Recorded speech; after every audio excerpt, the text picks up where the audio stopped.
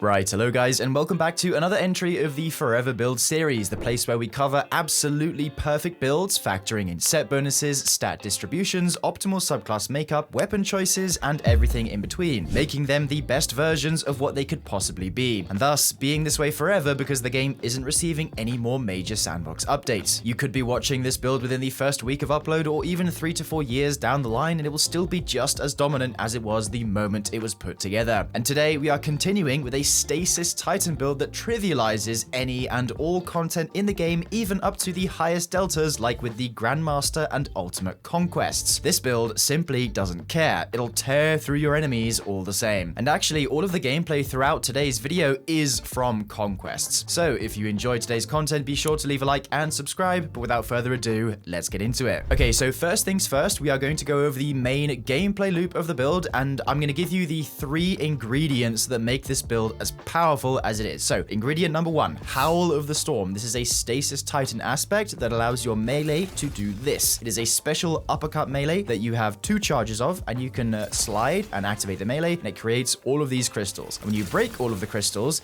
it creates stasis shards, which once collected, give me both of my melees back. So, as you can see, number 1, you don't even need to kill enemies to get the main loop of your build going. All you need to do is just make sure that you have crystals on the field, which you can very easily do with 2 charges of Howl of the Storm. I can then use my Shatter Grenade, which is new by the way, to shatter all of the crystals, collect the shards that they create, and there we go. I'm already back up to both of my charges. Notice how I'm also getting frost armor from this. I'm getting charges on special artifact perks. I'm getting improved ability regeneration. We'll get into that, but that is ingredient number 1. Ingredient number 2 is a way to boost the damage of the explosions from our Howl of the Storm, and that is going to be through either Syntheseps, which is our exotic gauntlets here, or Wormgod Caress. You can kind of choose which one you want to go with. I personally am always going to advocate for Syntheseps because it's just way more brain off than Wormgod's is. You just get the damage bonus when you're near enemies. As you can see here, when I'm standing near enemies, I have biotic enhancements on the left, which is going to improve the damage of my melee abilities, aka Howl of the Storm, by 165%. And of course, with Wormgods, you need to get melee kills to improve your melee damage, and that is quite easily done with Howl of the Storm. All I need to do is make the crystals, and then the explosions will give me stacks of Burning Fists on the left, and at maximum, the damage bonus from 5 stacks of Burning Fists is 400% or 5 times melee damage, so it is a lot higher than that of Syntheseps. However, the thing about Synthos is that it is just a lot more consistent, in my opinion. If there are less enemies, for example, you can't get the maximum juice out of Wormgods, because if there's less enemies to kill, say less than 5, you're not getting all of your stacks, and by the time you get to the next group, they would have fallen off. With Synthos, all you need to do is place yourself within the enemies, and you have that damage bonus going for you. Furthermore, Synthos also increases the damage of all of your super damage and not just the uppercut, because Wormgods, yes, it increases the damage of the uppercut when you are in super, and what I mean by that is you can do Howl of the Storm when you are in super, and Synthos will boost the damage of that and Wormgods, but the heavy attack here, Synthos does buff it, but Wormgods does not. So if you want the freedom of having your entire super buffed by, well, your super damage buffed, then go with Synthos,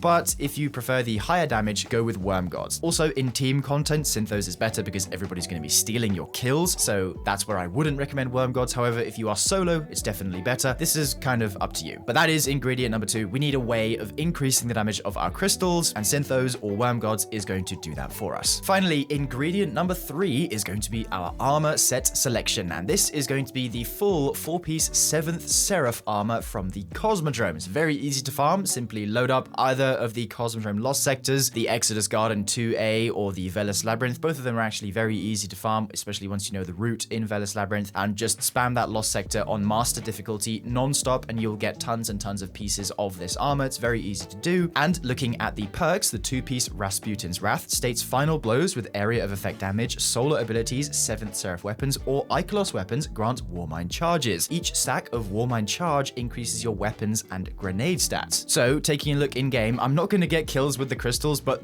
keep in mind, they do count. But if you get kills with any explosive damage, which in this case is Fighting Lion, I will get Warmind charge on the left of my screen, as you can see, and this stacks all the way up to ×10, and at 10 stacks of the buff, you will get +30 to both your weapons and grenade stats, so it helps with stat padding if your armor isn't quite there. But it does work with the uppercut. It's just I get so many buffs from getting kills with the uppercut, it's probably pushed off my screen, but just know that getting kills with Howl does get you your Warmind charges, so that is number 1, the 2-piece. Second, we have the 4-piece Rasputin's Reprisal, while you have Warmind charges, defeating a powerful combatant, destroying a construct, or destroying a tangle releases a solar detonation that damages combatants and heals allies. So we are getting damage and we are getting healing. So I'm just going to get a single Warmind charge here on the left, which lasts for 10 seconds, and then I'm going to break these crystals, and as you can see, we have that solar explosion, which not only helps to destroy the surrounding crystals, but it is also going to heal us and our allies in the process, make things a lot more destructive, improve the damage of your explosions. It is hands down one of the best sets that you can pair with this build because it is just so powerful in the effects that it applies. You'll be seeing it throughout the gameplay in this video, but the explosions really do help to destroy all of the crystals, which means more damage, which means more shards, which means more consistency. The worst thing you want is having your crystals still up on the field without having a way to destroy them, and having the Rasputin's Reprisal 4-piece does massively help with that. So now that we know a little about how the build functions at a base level, let's now take a look at the subclass and figure out exactly how we are optimizing the rest of our setup. So starting with the super choice, of course we only have one. This is going to be Glacial Quake. However, I did want to show you a cool piece of tech which I was recently shown to me on my stream that I had no idea about, and that is you can cancel the super Howl of the Storm uppercut with a heavy attack to deal a ton of damage. So all you need to do is have the super popped, slide, and then quickly activate the heavy attack, and then it'll just cancel the animation of it while still making the crystals from Howl of the Storm. You can do this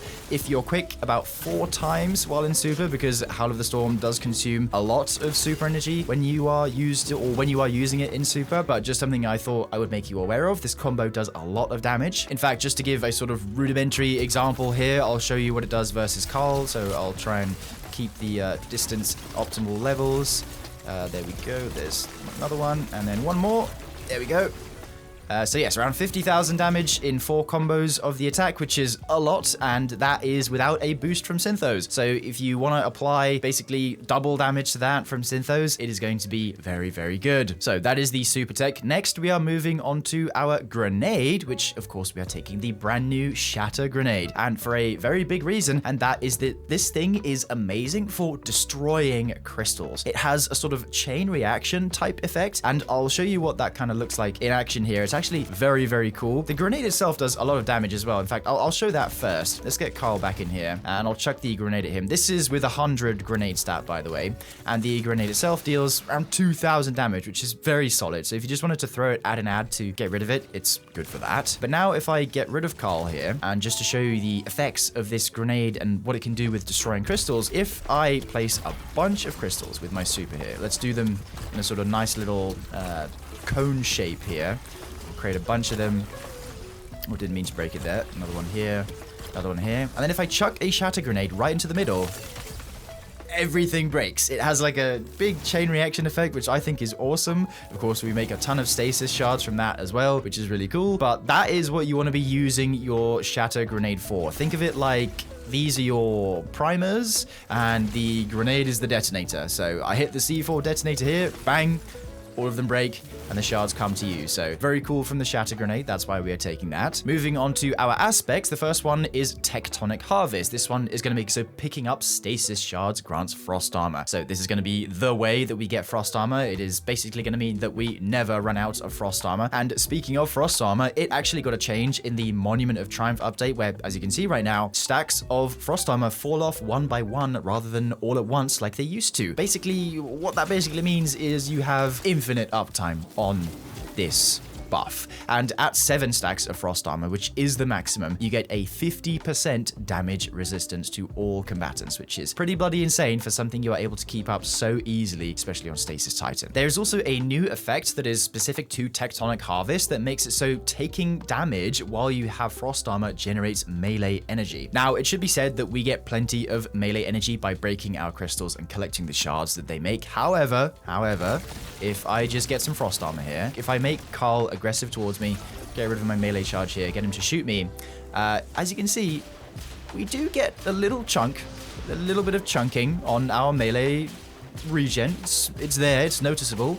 It's nothing crazy, of course, but because we have such high uptime on frost armor, this effect is going to be active all the time. In fact, let me just top up my frost armor a little bit here. so Carl doesn't kill us. But it is there, so just wanted to show you that in case you were curious. A second aspect is, of course, Howl of the Storm. This is the melee ability. It gives you 2 melee charges, and it spawns those crystals in that V shape, which is very nice. Then onto the fragments. I have carefully curated this list of fragments that I believe is the most optimal for this Stasis Titan setup. The first one is Whisper of Hunger. It has a enormous -20 melee penalty, but it is worth it because it says it increases the melee energy gained from picking up stasis shards. And assuming you have 100 melee stat, which is what I will recommend, if you use both of your Howl of the Storm attacks and then break all of the crystals with the Shatter Grenade, for example, collecting all of the shards that they make will basically get you to almost full on both of your abilities back. Now, of course, that isn't the only way that we're going to be making crystals. Realistically, we're going to have more crystals up from our artifact, from our super as well. So it's just a basically guaranteed way to make sure we have all of our melees up at all times from collecting the shards they create. So Whisper of Hunger, very good for that. Moving on, we have Whisper of Conduction. You probably noticed this by now. This one is the best quality of life fragment you can run on Stasis. I always recommend running this fragment in any Stasis build you ever make, because you might not realize this, but running to your shards is pretty boring and unoptimal. So having them come to you is optimal and fun. Nearby Stasis shards track to your position. Moving on, Whisper of Rime. Your Frost Armor has increased duration and maximum stat count. This is going to allow our Frost Armor to stack up to ×7, which is the maximum. Then finally, we have Whisper of Shards. This one is going to make it so shattering a stasis crystal temporarily boosts your grenade recharge rate. So we get way more shatter grenades than we normally would if we didn't have this fragment. Now, I know some of you might be screaming at me being like, Llama, why aren't you using Whisper of Fissures? This one says that it increases the damage and the size of the burst of stasis. Well, this fragment, I'm not going to lie, is pretty fraudulent. It increases the damage of your stasis crystals by adding a new damage instance, but this new damage instance can only deal up to a maximum of 25 damage. It's not that crazy. In fact, I have the receipts to prove it. I will have the Destiny Data Compendium copy-paste description on here because they've got the data. I'm just regurgitating it. But I think this fragment is pretty fraudulent, pretty fake. That's why I never really run it on these builds. And to be honest, you don't notice a difference. I've tested with and without it, and without it, it still feels the exact same. So that's why I'm opting for Shards and Rime instead. If you had a 5th fragment slot, sure, you could go with Fissures, but we don't, so we're not using it because it's, you know, pretty bad. So just wanted to let you guys know on a little secret there, it's not amazing. So moving on to the weapons for this build, you have 2 choices, basically. If you've seen this build used in the wild recently, you've seen either Fighting Line or Icebreaker. Now, Fighting Line is obviously a lot easier to get than Icebreaker because this is the dungeon exotic weapon from Vesper's Host. Number 1, that's a difficult dungeon, and number 2, it's an RNG drop, so you have to do a lot of grinding to get Icebreaker. Not to mention the Catalyst quest is fairly lengthy, and in the case of Icebreaker, you actually do need the Catalyst for the build because it states that landing a hit on a slowed or frozen target has a chance to return around to the magazine. So this is a way of keeping up the ammo of Icebreaker because it is a special weapon. But in case you haven't seen, the reason why Icebreaker is good, again, it's because it's a great way of destroying your crystals, plus it creates ignitions when you destroy frozen targets or you shatter them,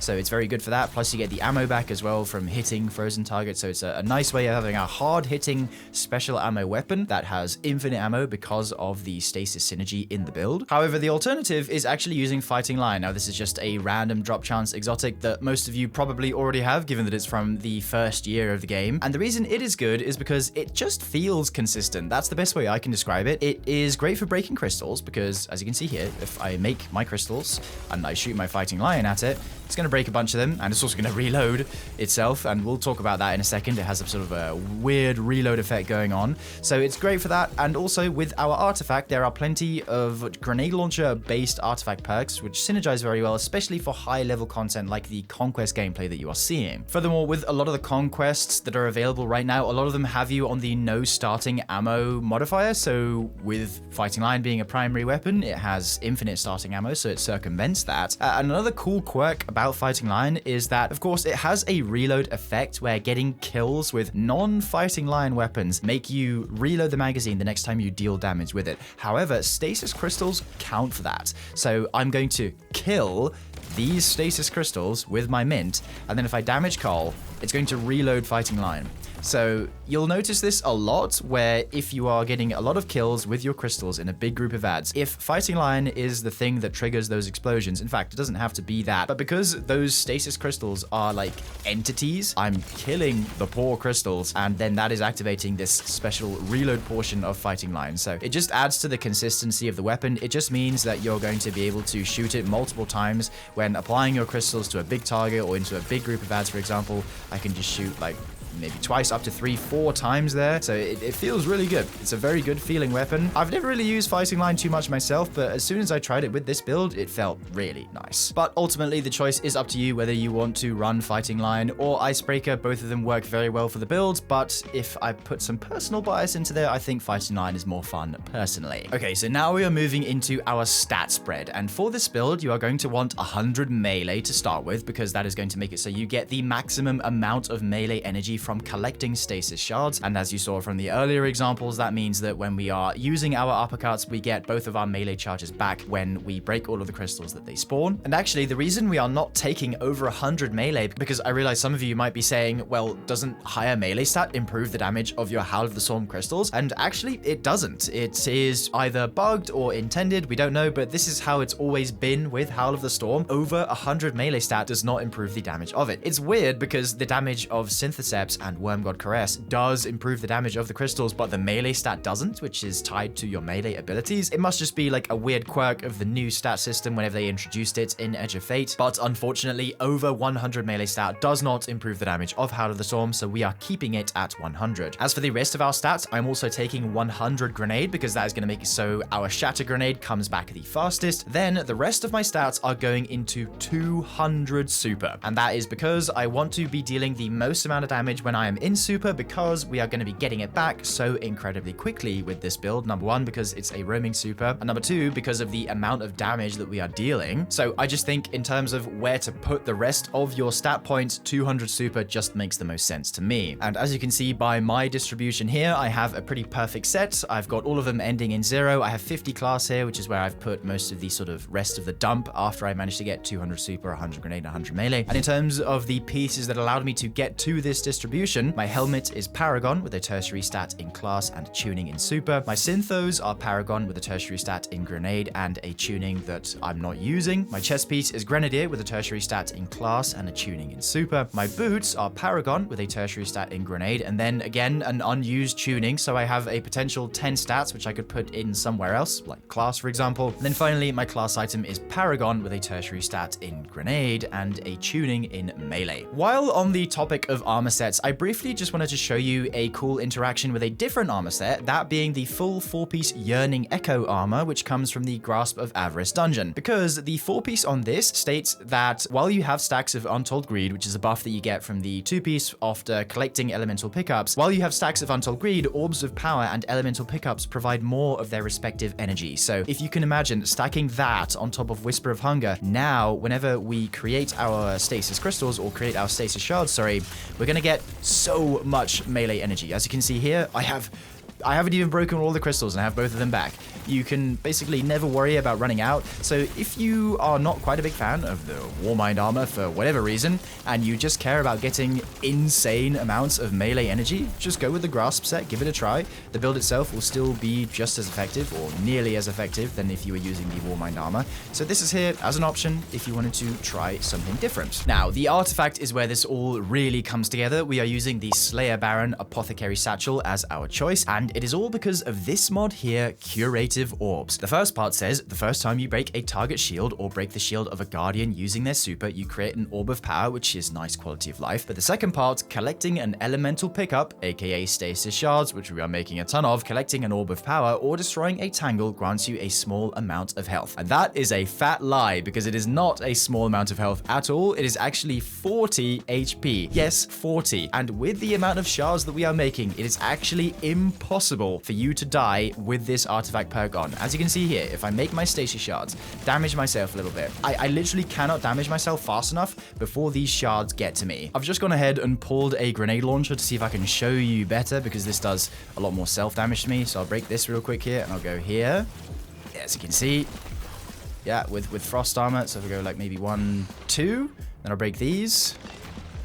2 hits from a grenade launcher, then collect all these shards, my health is regenerating so incredibly quickly. And it's active all the time. You don't need any special requirements. It just works. And you'll notice this even more in activities that have Brawn enabled, such as the Conquests, because Brawn obviously makes your health massively increased and your healing reduced. So having this perk on is like a cheat code in these activities. So you regen so much from these crystals with curative orbs. Just make sure you have at least this perk on and the rest doesn't really matter. But speaking of the rest, let's go over it. I'm taking Power from Pain. This is going to make so rapid final blows against weakened combatants grant you Devour and creates a Void Breach. The Weaken is actually going to be coming from Weaken Clear. When using a grenade launcher, damaging a boss, damaging a champion, or breaking a combatant shield, reloads your stowed weapons and weakens the combatant. I'm pretty sure you are never going to trigger Power from Pain, but it's just like the only thing that I think is useful in this slot. You could go with Wind Chill if you're using a stasis weapon like Salvation's Grip, for example, but this is here on the off chance that my Weaken gets a kill with Weaken Clear. And of course, this has excellent synergy with Fighting Lion. There's also Kinetic Impacts. Sustained damage with a grenade launcher increases the reload speed of grenade launchers and triggers a damaging kinetic shockwave. This is going to work with Fighting Lion as well. Gives you that unstop stun, although it already has unstop, but you know, extra damage on Fighting Lion, why not? Curative Orbs, the GOAT. Hail the Storm, shattering frozen targets and stasis crystals deals increased damage. Shattering stasis crystals releases shards of ice that damage and slow targets. So this is a nice stasis additional perk that gives us a bit more stasis synergy in the build, which is really nice to have. For our next perk, we have Total Carnage. Now this one is a little bit underrated because it says after finishing a powerful combatant, gain temporary damage resistance and replenish health. Now, if we take a look in game, if I spawn in some orange bar enemies, which count as powerful combatants, hitting a finisher, in fact, I will make myself slightly weak first just to show you how much health we get back from doing the finisher, because it is a fair bit of health.